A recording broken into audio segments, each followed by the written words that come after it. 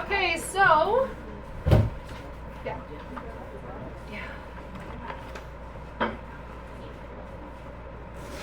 Okay, so I've already glazed my tile, but I haven't made the video on how to glaze it, so I'm going to kind of walk you through it verbally, and then I'm going to show you how to execute it.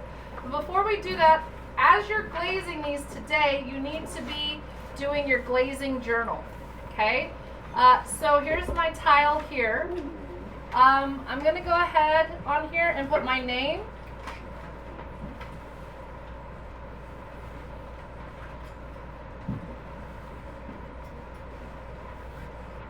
Your period, which is right now is 5th period. The project is carved tile.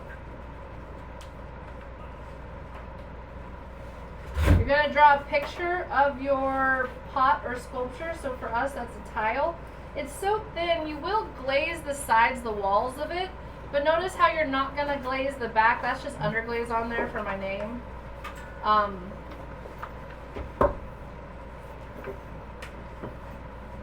Now this doesn't have to be perfect by any means, so I'm just going to draw the major shapes.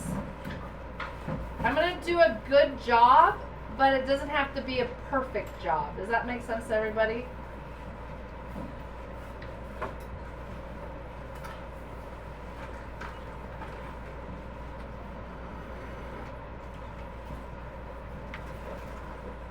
I'm just going to like kind of whatever.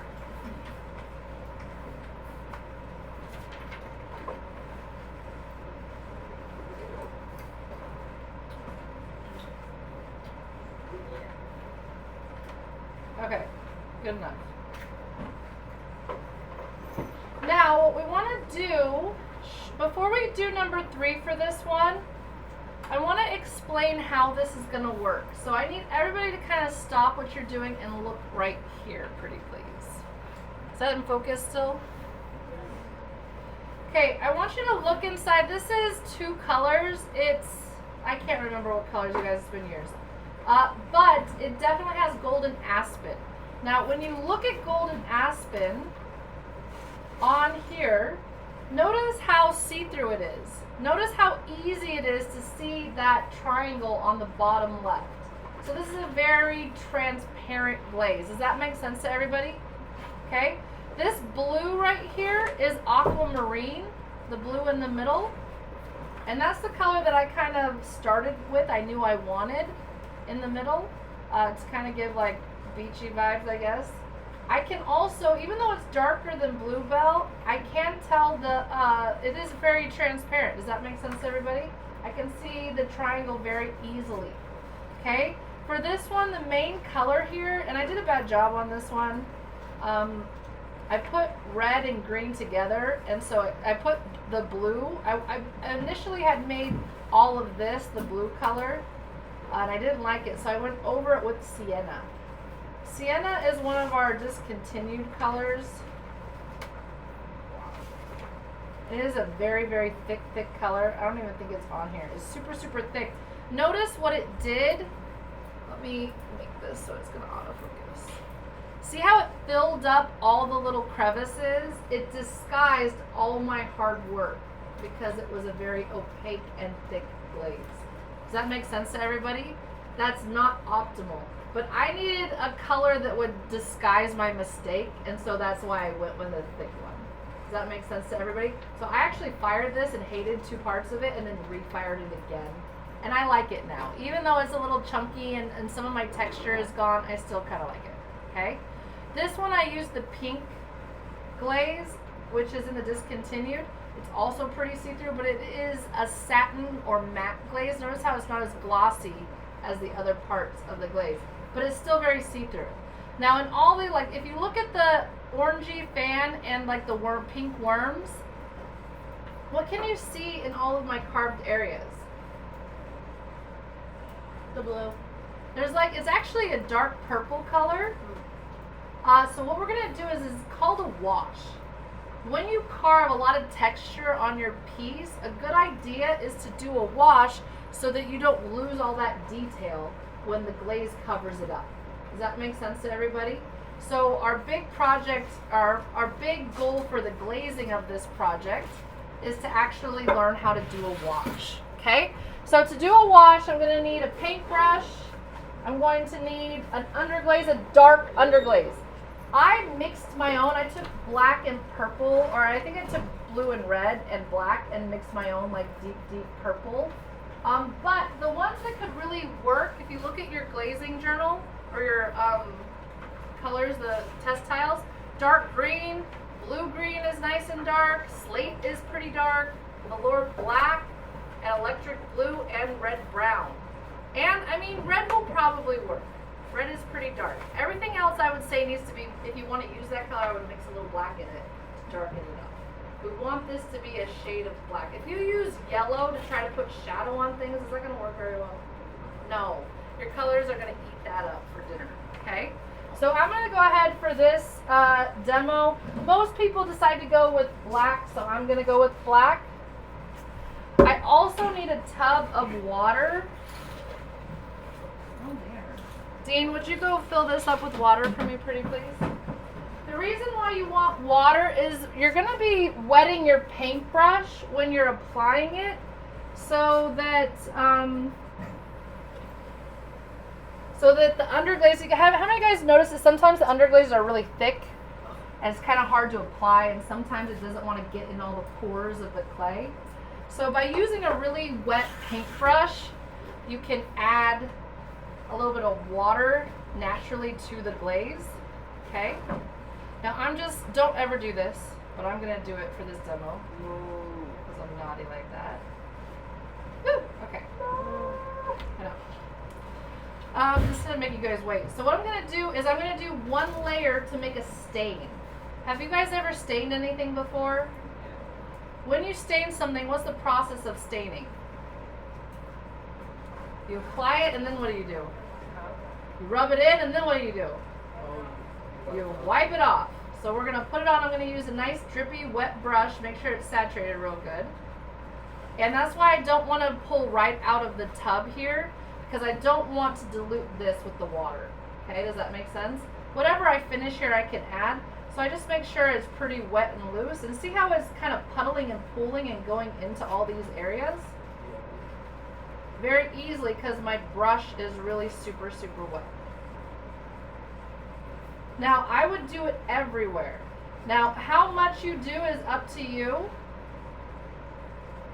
You might want to try to keep some areas white. I think that that's a fruitless idea, because when you start washing this off, it's going to go everywhere. If you're trying to keep one area of your piece pure white, you're going to have a very, very difficult time of it, and you're just going to end up getting frustrated.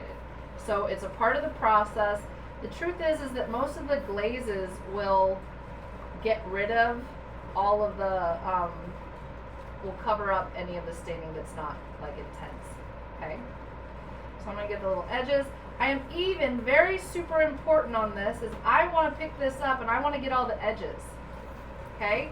Or if not, it's going to look like the edges don't belong to the piece, because everything else, you can't get underglaze off completely, okay? So we're never going to get this bone or like pure white again. It's never, oh, and look, I missed. It's a good idea. See inside that nose, I missed a big spot.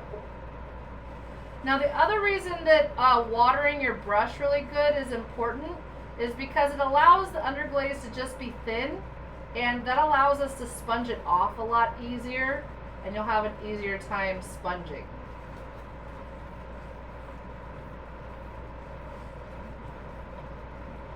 Okay, once I've got it on, it's a good idea to let it dry a second. While I'm doing that, I'll save this black. This is so what not to do. Oh my goodness.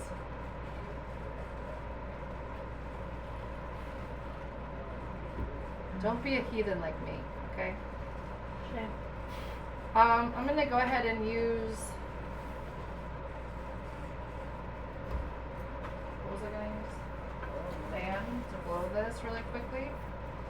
Now the reason letting it dry is rather important, even though you're about to wash it all off. If your sponge kind of wants to get in the little crevices. Lo, in the back, would you go get me one of the natural sea sponges, pretty please? So while we're letting this dry, what that allows to happen is I'm going to be sponging off the majority of this black, but I don't want the areas that I want to keep to stay wet, or else they're going to be like popping out, or it's going to be easier to wipe up and I'm not going to be able to keep it in there. So I want it to kind of be dry. Now this is not completely dry. I'm just going to rip off a piece of this sponge. Don't do this. Normally I would get a smaller one. I do prefer the sea sponge. Okay, I'm going to show you the difference between this one and this one. Either way, what you want to do is you want to get rid of the majority of the water so that it's not like saturating your piece crazy like. And you're going to want to just do little amounts of wiping. Go different directions. Sometimes that helps pull it up. And how much you decide to take off is up to you. If you leave a bunch on, you have to fire it before we can glaze it. Does that make sense? If you take the majority of it off, it usually does just fine, and you can put glaze directly on top of it without firing it. Now that goes against everything I've taught you, right? Normally you do have to, but because we're not doing 3 coats of underglaze, you can get away with not firing it if you don't leave a bunch on. Now what you could do is you could leave some areas darker intentionally if you want to. If I'm just wanting to make it look shadowy, then I'll just take off what I can get on. And you can, you know, if you want, I have these like special sponges. They're like makeup sponges and stuff like that. Sometimes and I have some thin sponges. I'm gonna go ahead and saturate that so I can use it in a second. Sometimes a different sponge will do the job. If you have a lot of glaze or underglaze on your sponge, it can sometimes apply it back. So you want to constantly be rotating where you're using the sponge, and when you don't have a clean area to use, just put it back in your water, squeeze, squeeze, squeeze, squeeze, squeeze, and get all that out of there. Okay? Now, do you guys see why we're not really going to be able to glaze today? Why? Because it's really, really wet. So you could, the nice thing, oh, there goes my camera.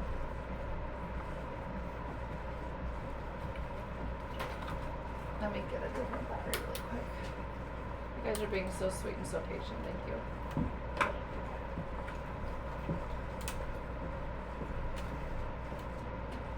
Okay. There we go. Okay, so notice how because this little hair right here, I can't get in that little depth right there.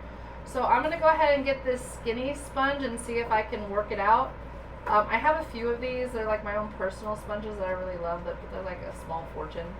So if you want to use one, you just have to make sure you bring it back to me. I like to keep them on my desk. And that's kind of helping me get in that corner too that I just can't reach very well. So I would just keep taking it off and taking it off. Does that make sense, everybody? So because I've taken the majority of it off, I would just let this set up a night, and then I could glaze a transparent glaze on top of it. Okay? So let's all right now, real quick, let's look at our test tiles. Go ahead and look at your glazing journals. I'm going to go ahead and circle mine, and it's not a bad idea for you to circle yours as well. I mean, it's not going to hurt anything.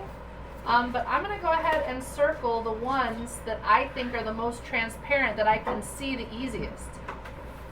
Now, one that's really, really cool is patina. Do you guys see patina right here?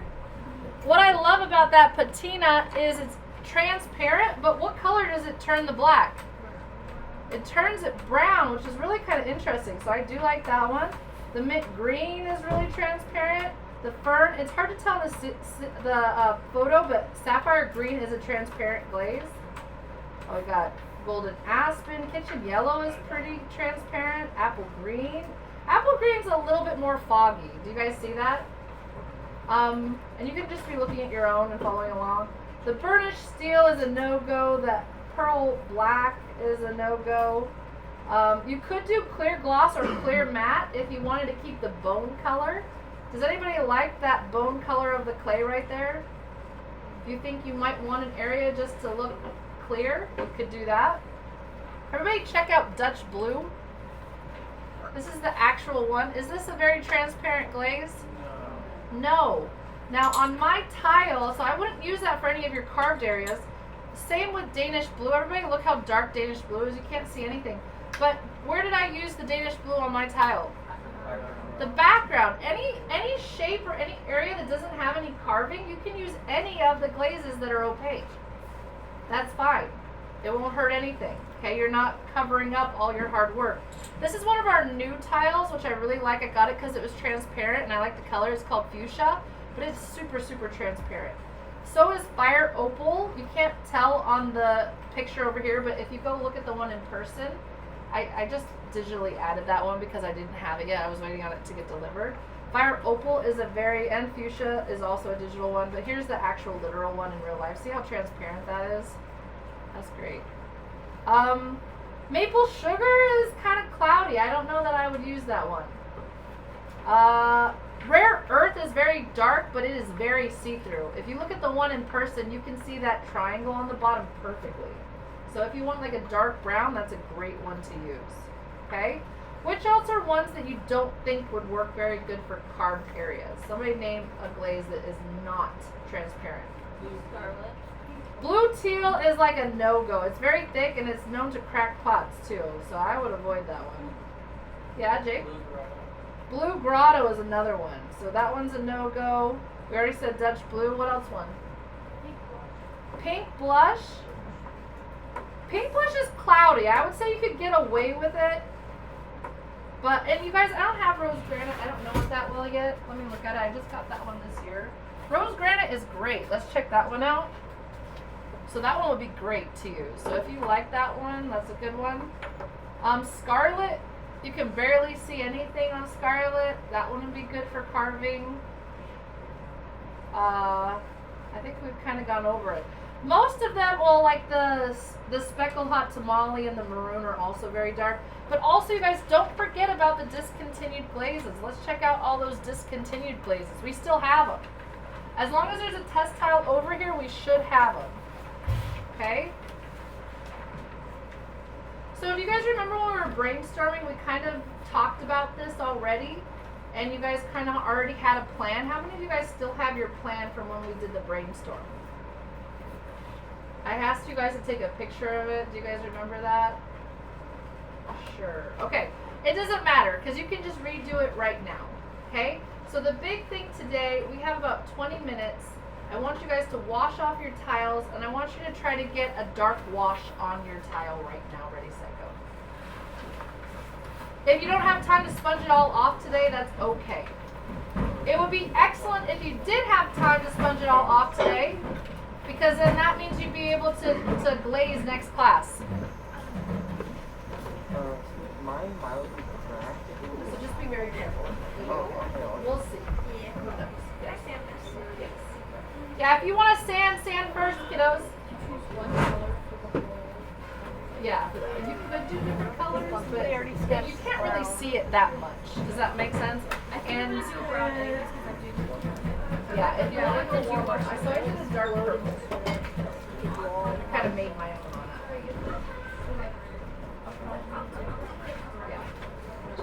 Yeah. Yes. You know, she has painting on there. I would love to see a painting. Alright. I like it. You guys, we only have about 15 minutes before cleanup time, so hasten. Wow, that's so much pain though. Does it feel good to make though?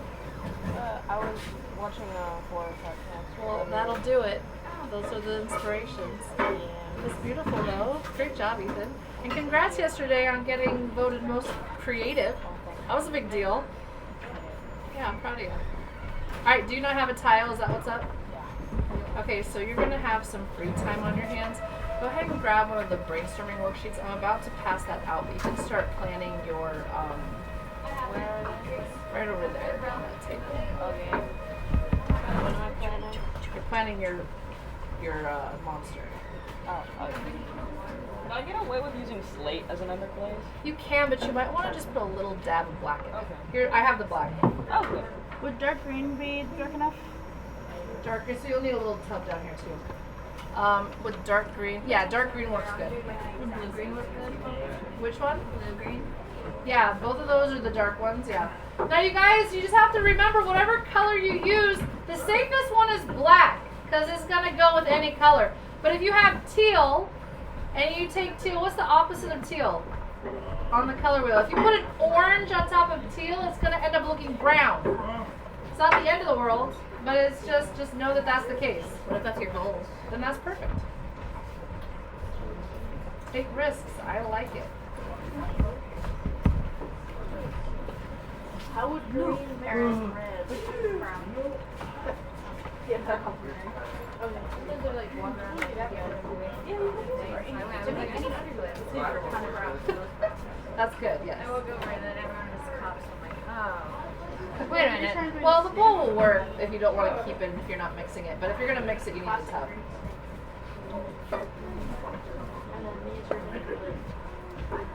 Okay, once you guys get situated, I'm going to come around and pass out your brainstorming worksheet for your cowardly monsters. You guys have been exceptional today. I want to thank you because having 3 different things to do in one class can be overwhelming. And you guys listened a lot today. Thank you. Look at my cute little Highland cow. You can see all his little areas.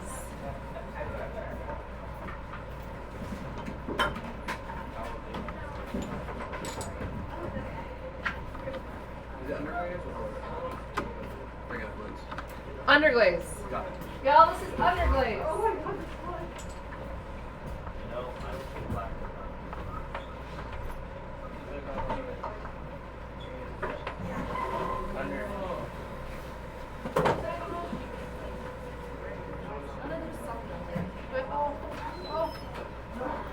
Go ahead and put the 2 pieces over there. When it comes out, we can try to fix it. Sorry.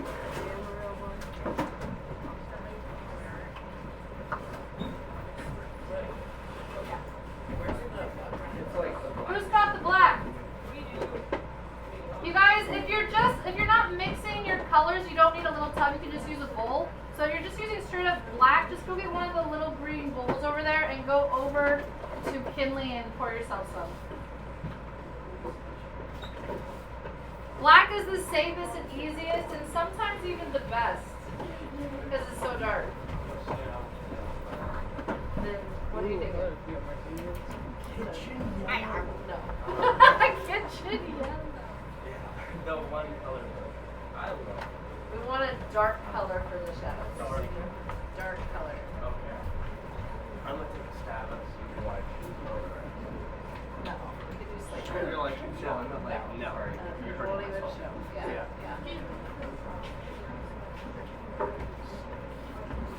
Yeah, slight size. Dark. I'm doing slate. I would say that needs to be the lightest you go. I got up